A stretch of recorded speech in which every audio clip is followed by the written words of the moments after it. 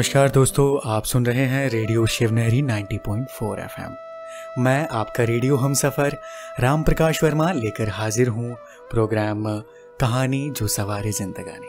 दोस्तों, आज की कहानी बहुत ही खूबसूरत है और आज की कहानी आपके बीच लेकर आ रही हैं हमारी रेडियो साथी प्रज्ञा जी। दोस्तों, आज की कहानी का शीर्षक है कर्म भोग। एक गांव में एक किसान रहता था। उसके परिवार में उसकी पत्नी और एक लड़का था। कुछ सालों के बाद पत्नी की मृत्यु हो गई। उस समय लड़के की उम्र 10 साल की थी। किसान ने फिर दूसरी शादी कर ली। उस दूसरी पत्नी से भी किसान को एक पुत्र प्राप्त हुआ। किसान की दूसरी पत्नी की भी कुछ समय के बाद मृत्यु हो गई।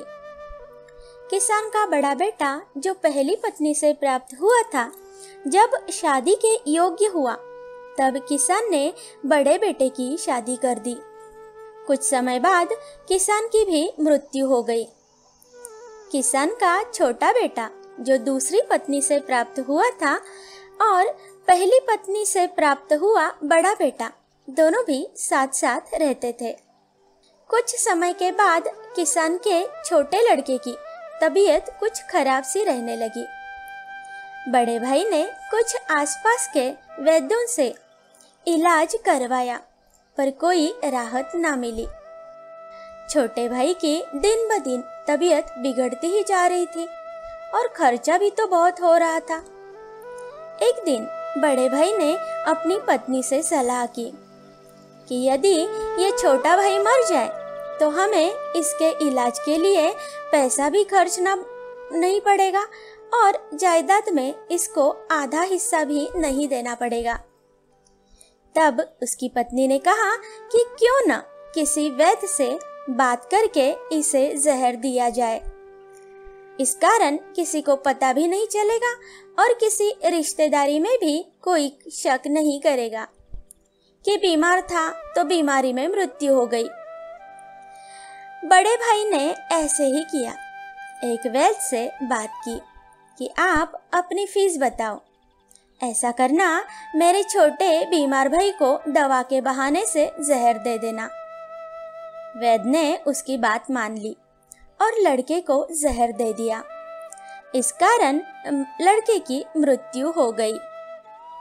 उसके भाई और भाभी ने खुशी मनाई कि रास्ते का कांटा निकल गया। अब सारी संपत्ति अपनी हो गई। उसका अंतिम संस्कार कर दिया गया। कुछ महीनों पश्चात उस किसान के बड़े लड़के की पत्नी को लड़का हुआ। उन पति पत्नी ने खूब खुशियां मनाई। बड़े ही लाड़ प्यार से लड़के की परवरिश की। कुछ ही गिने वर्षों में लड़का जवान हो गया। उन्होंने अपने लड़के की भी शादी कर दी। शादी के कुछ समय बाद अचानक उनका लड़का बीमार सा रहने लगा। माँ बाप ने उसके इलाज के लिए बहुत सारे वैद्यों से इलाज भी करवाया।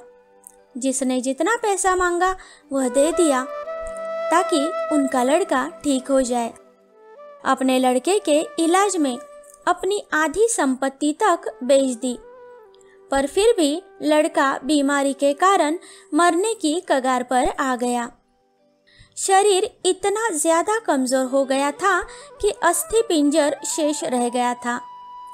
एक दिन लड़के को चारपाई पर लेटा रखा था और उसका पिता साथ में बैठा हुआ अपने पुत्र की दयनीय हालत देखकर दुखी होकर उसकी ओर देख रहा था। तभी लड़का अपने पिता से बोला कि भाई, अपना सब हिसाब हो गया है, अब कफन और लकड़ी इसका ही हिसाब बाकी है, उसकी तैयारी कर लो। ये सुनकर पिता ने सोचा कि शायद लड़के का दिमाग भी काम नहीं कर रहा है बीमारी के कारण। तो बोला कि बेटा, मैं तो तुम्हारा बाप हूँ, भाई नहीं हूँ। तब लड़का बोला, मैं आपका वही भाई हूँ जो आपने जहर खिलाकर मरवाया था। जिस संपत्ति के लिए आपने मरवाया था, मुझे अब वो मेरे इलाज के लिए आधी बिक चुकी है, आपकी शेष है। हमारा हिसाब पूरा हो गया। तब उसका पिता फूट फूट कर रोते हुआ बोला कि मेरा तो कुल ही नाश हो गया, जो किया मेरे आगे आ गया। पर तेरी पत्नी का क्या दोष है जो इस बेचारी को जिंदा जलाया जाएगा। दोस्तों, उस समय सती प्रथा थी, जिसमें पति के मरने के बाद पत्नी को पति की चिता के साथ जला दिया जाता था। तब वो लड़का बोला कि वो वैद्य कहाँ है जिसने मुझे जहर खिलाया था। तब उसके पिता ने कहा कि तुम्हारी मृत्यु के 3 साल बाद वो भी मर गया था। तब लड़के ने कहा कि ये वही दुष्ट वैद्य है, आज मेरी पत्नी के रूप में मेरे मरने पर इसे भी जिंदा जलाया जाएगा। दोस्तों, उसके बाद वो लड़के की वहीं पर मृत्यु हो गई और उसकी पत्नी को भी उसके साथ सती जाना पड़ा। मित्रों, कर्म भोग की शिक्षा देने वाली या कर्म भोग का हिसाब बताने वाली ये कहानी यहीं पर पूरी हो जाती है। दोस्तों, आपने सुना कि किस तरह से कर्म भोग जो है, कर्मों का जो फल है, वो हमेशा हमारा पीछा करता है। ये दुनिया एक कर्म क्षेत्र है, यहाँ हर व्यक्ति को कर्म करना होता है। कोई भी इंसान कर्म के बगैर नहीं रह सकता, परंतु शायद मनुष्य कर्म करते हुए ये ख्याल नहीं रखता कि उसे इन कर्मों का एक दिन फल जरूर मिलेगा। अगर व्यक्ति अच्छा कर्म करता है तो उसे अच्छा फल मिलता है, और अगर गलत कर्म करता है तो उसे उसका फल भी गलत मिलता है।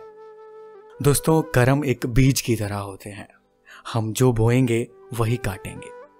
तो ख्याल रखिए, आप अच्छे कर्म कीजिए, अच्छे कर्म करेंगे, अच्छे बीज बोएंगे तो आप अच्छा काटेंगे, अच्छा फल पाएंगे। और इस दुनिया में है ही क्या, कर्म ही तो है। हम कर्म करते हैं, उसका फल पाते हैं, इन्हीं कर्मों का फल हमारे जीवन में खुशियां लाता है। दोस्तों, इस कहानी में फ़िलहाल इतना ही।